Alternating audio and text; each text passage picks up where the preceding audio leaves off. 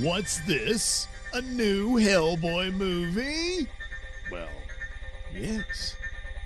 So once again, here we are at Cosmic Book News, who has the brief summary, as I will not play the trailer, or teaser rather, I guess, but I will link to it down below. So anyway, Hellboy the Crooked Man, based on yet another one of Mike Mignola's stories. That one, I believe, was illustrated by Richard Corbin this time around. And we have yet a third actor taking the role, Jack Kesey, I guess is how it's pronounced. Well, in all the makeup, I'm not familiar. So anyway, there's a better look at him. It is a period piece that I believe takes place, in the 50s. So, what's it about? So, Hellboy the Crooked Man is set in the 1950s and co-stars Adeline Ruloff. Resident Evil?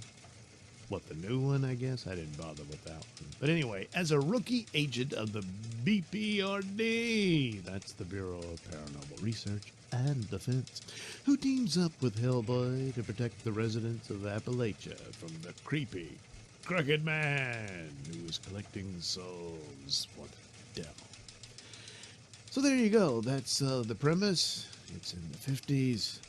They investigate weird stuff, and evil is afoot thanks to the Crooked Man. So the producer says, oh, we're all excited and everything. And so the Crooked Man is a departure from all previous Hellboy films, where Mike Mignola and the creator of the comics will finally shepherd an authentic version of his stories and characters in film form. This is the first in the series of films that will captivate audiences in familiar and new ways. Brian Taylor is an expert across the board, and I couldn't think of a better person to bring this story to life, to show our audience this different and original Hellboy slate of films. Well, I've heard similar things before. Quite recently in the previous film, which was pretty bad. David Harbour, I think, could have done a good Hellboy, but he really, another one of these examples of a capable actor not given the story to suit his abilities. There were some elements in it that I thought could have worked, but it really just fell apart, and it looked like they ran out of money, too. This one looks perhaps they're going on the cheap, which you would expect since the last one wasn't successful. The first two films I really liked, but I forget the whole story as to why a third one was not done in that vein of the character. I don't know if it was a split between Mignola and Guillermo del Toro. I'm not sure. But I wish it could have had a closure on it, because the second film leaves it open, obviously, for a third story, which unfortunately will never happen. And so they decided to move on with yet another version of Hellboy, supposedly based on it. And it was based on Hellboy comic book stories. Whereas so was the other two.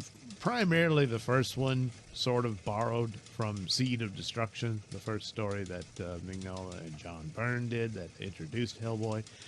But for the most part, it was its own thing. But it was this interesting thing where it's the essence of adaptation, where it's this new medium and it becomes its own identity, because it's very difficult to capture the mood that is set by Mignola's art and what have you. There's a sort of a haunted look to it, which is very appropriate to how he does it. Other artists don't really. Richard Corbin's a fantastic artist, but he didn't. None of the extra ones, except for what's his name, Gerard. Oh man, I'm blanking on his name. He kind of captures it, but there is a sort of its own unique signature through Mignola's work, and the ability of using basically a lot of black ink and almost minimalist approach of the artwork. At times, there's other very detailed illustrations in it, but it would lend to the atmosphere of it within those pages. To capture that in a film form, outside of animation, would be very difficult. Now, of course, shadows and whatnot. And when you watch the trailer, there's some of that. But the thing about the trailer, it comes across as this crooked man would be a horror movie unto itself. And then, hey, look, hey, Hellboy's here. It's like, what are you doing here? It's almost as if he doesn't quite fit in. But that might work for it, in that you have this horror movie story already, and Hellboy shows up to investigate. And that could work.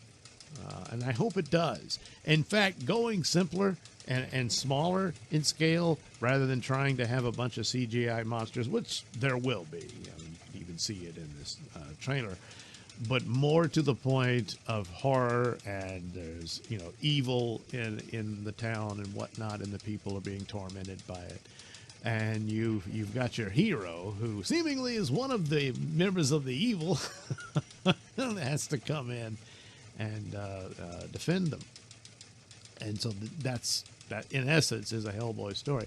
Of course, Hellboy, quite throughout the series, would, if not refer, certainly outright adapt old folklore and whatnot. Certainly was the inspiration for quite a few, of the tales.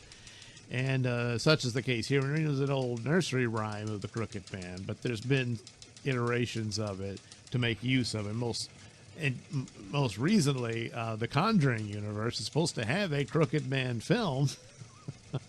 I guess since Hellboy seems to have beat them to it, the title is Hellboy, the Crooked Man.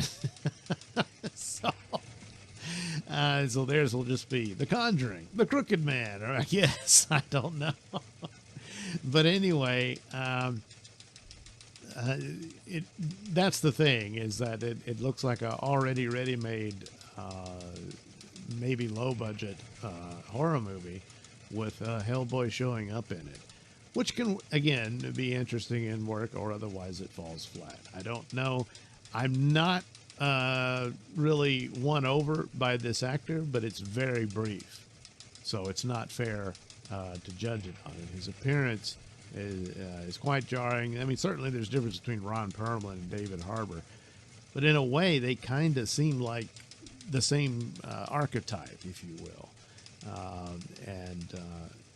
And I'm expecting the blue-collar guy personality for Hellboy still be intact. I mean, that's always been the case, so I wouldn't expect them to depart from that, especially since this time we really mean it. It'll be a loyal and adaptation of the comic book and what have you. So maybe that will indeed be the case. But there you go. And it's important to remember the Hellboy story in the comics it ended, and all the other Hellboy stories take place in the past. So of course Hellboy was discovered at the end of World War II, and there's all those decades where he was working for the BPRD. And so that's the nature of a lot of those stories. And so this is one of those taking place in the 50s. So this is a much younger Hellboy than has been seen in the other films, except for, of course, the first film showing him as a little child when he arrived. But anyway, I have hopes for it. I'm used to being let down. And